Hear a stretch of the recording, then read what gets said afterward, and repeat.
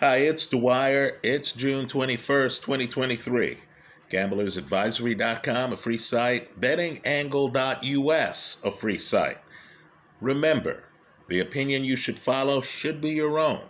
Just consider this video to be a second opinion from a complete stranger online.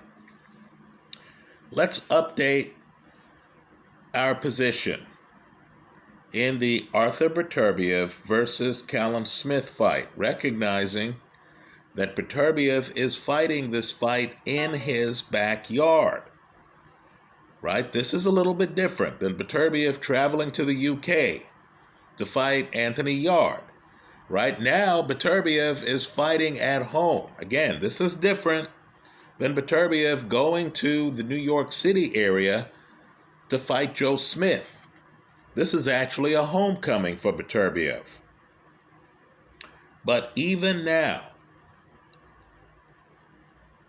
even with the recognition of Beterbiev being a legitimate champion, having earned his perfect knockout ratio,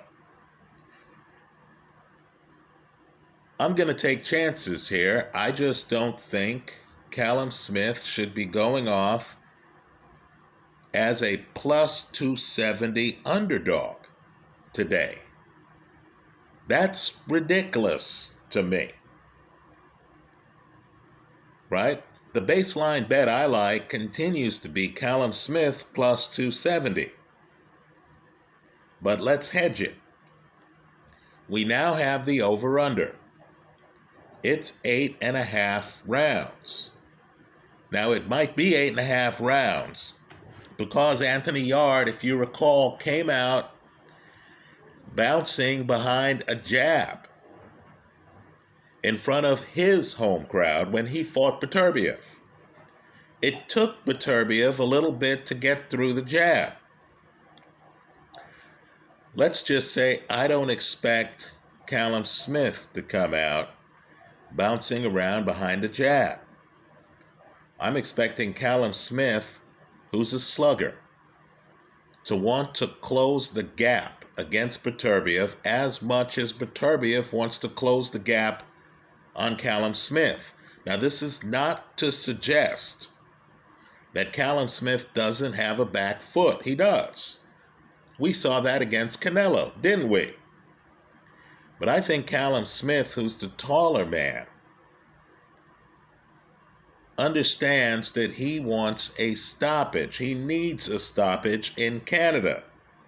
I'm expecting him to come out. I'm expecting a spirited fight.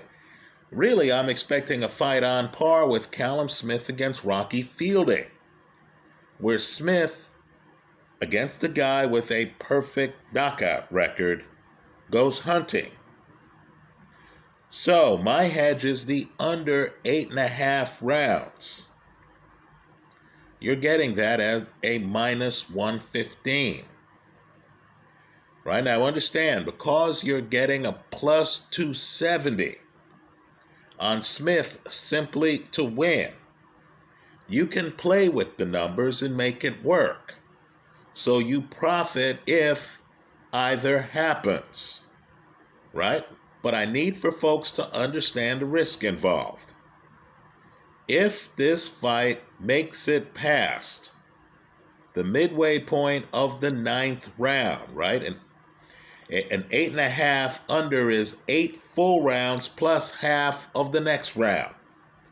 If it makes it 1 second past the halfway point of the 9th round, and if Beterbiev wins the fight, you lose it all, right? If Smith wins the fight, you're getting a plus 270 on that side, right? Whenever Smith wins the fight.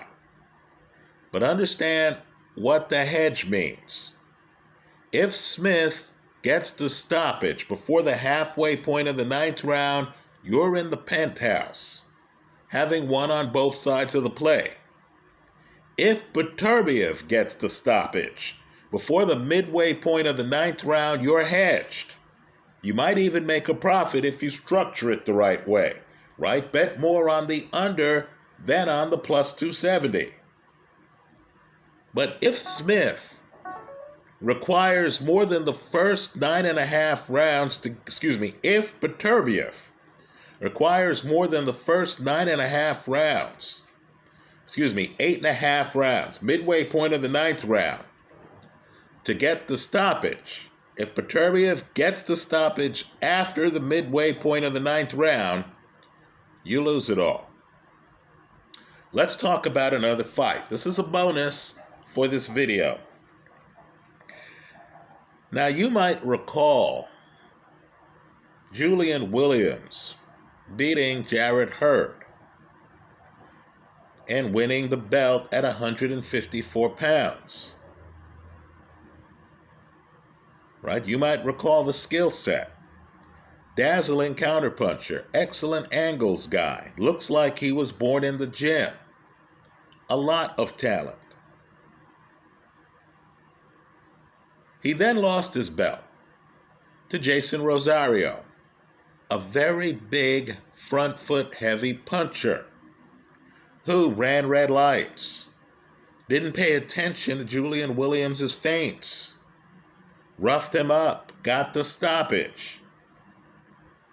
Well, Julian Williams is going off as a plus 450 underdog, this former champion, against Carlos Adames, a guy who beat Derevianchenko, who just gave middleweight champion Jaime Munguia all he could handle.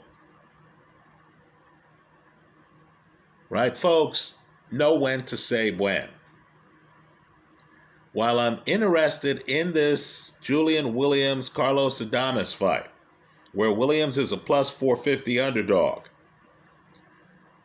I'm staying on the sidelines. I'm not touching this fight. And the reason is simple. You've heard me say it before. Boxing is a young man's game. Unless you're a heavyweight. Or unless you're the kind of fighter, like Beterbiev is, who is finishing off guys early, hasn't had to go the distance. So even the number of fights that the guy has had misrepresents, in a sense, the number of miles on his tire. Unless you're a fighter like that, if you're older and you're fighting a younger guy in his prime, at the lighter weights, and let's say you're in the twilight of your career.